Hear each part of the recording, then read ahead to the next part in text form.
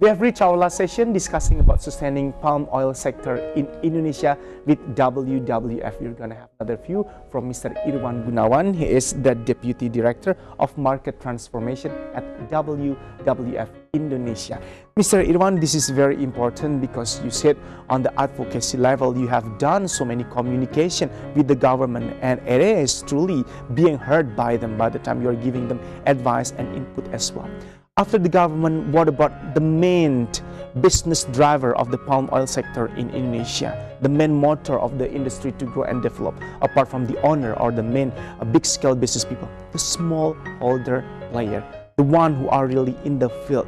What kind of attention has been given by them? So they also have this kind of sense of being involved in creating this kind of sustainable palm oil sector. Many beliefs and seeing smallholders in skeptical way that they cannot do sustainable practices and that on is their the wrong plantations. idea, right? And we prove it wrong. And 2 years ago, we were quite successful to help a group of farmers in Riau, Sumatra, to be the first certified independent smallholders by RSPO. Yeah. And that shows that sustainability is also working for the smallholders. So we also try to check the reality if the smallholders in Kalimantan, for example, can be managed sustainable as well or not, or if there is other form of the smallholders management in Papua, for example.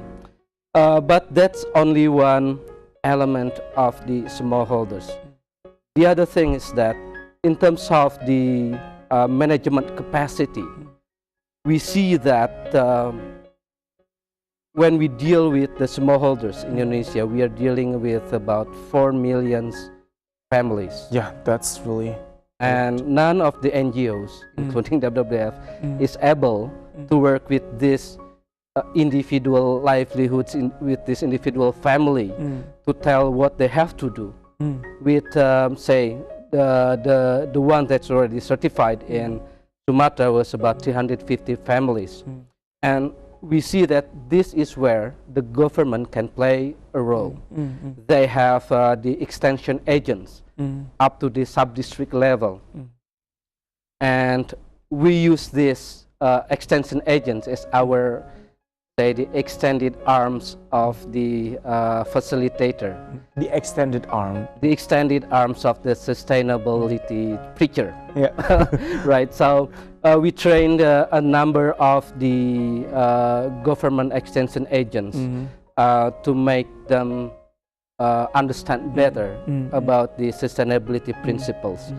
How the use of the pesticides in sustainable and in more responsible way. We going all the way into this detailed technical thing. Yeah? Exactly. So there are more detailed and technical things to help these smallholders, and we see that only the government and also the companies who are basically day-to-day interact with these communities. Agree. Yeah. Right. So companies like we mentioned in the opening that show their staff can also be the extended arms of the facilitator to help the communities first embracing the knowledge and then implement the techniques, the better or good agricultural practices on the ground. So this is a challenge, truly. And WWF is not going to certify all the 4 million families in Indonesia. It's pretty That's challenging something for impossible. that. Yes, sir. Right, right. So Riau started first in terms of signaling that we do have this kind of willingness, we do have this kind of goodwill and intention to be called sustainable business practices. What about the other provinces or another part of Indonesia? Based on WWF monitored and observation as well, when we do this kind of mapping thing in Indonesia, which part of the region could be classified as the major oil producing provinces? Have they really applied these sustainable business practices somehow?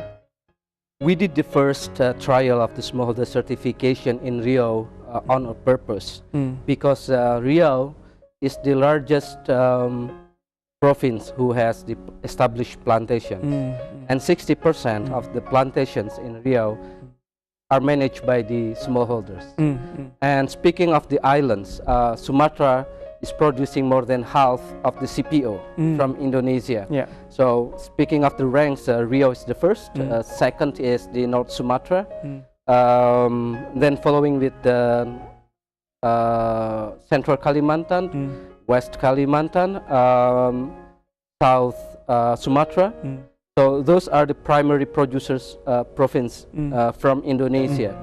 So and the challenge between Sumatra and Kalimantan is also different. Even within the same country, Exactly. different geographic location also came with a different approach as well. How WWF then creating this kind of strategy in terms of implementing the ideal and good planting operations practices in the palm oil sector while we are so much different geographically speaking? Do you create somehow a general standardization on this? We are moving up our strategy in the past 2 years from the say the one-on-one cooperation with the companies, one-on-one cooperation with the smallholders. Now we address the palm oil issues from the landscape level.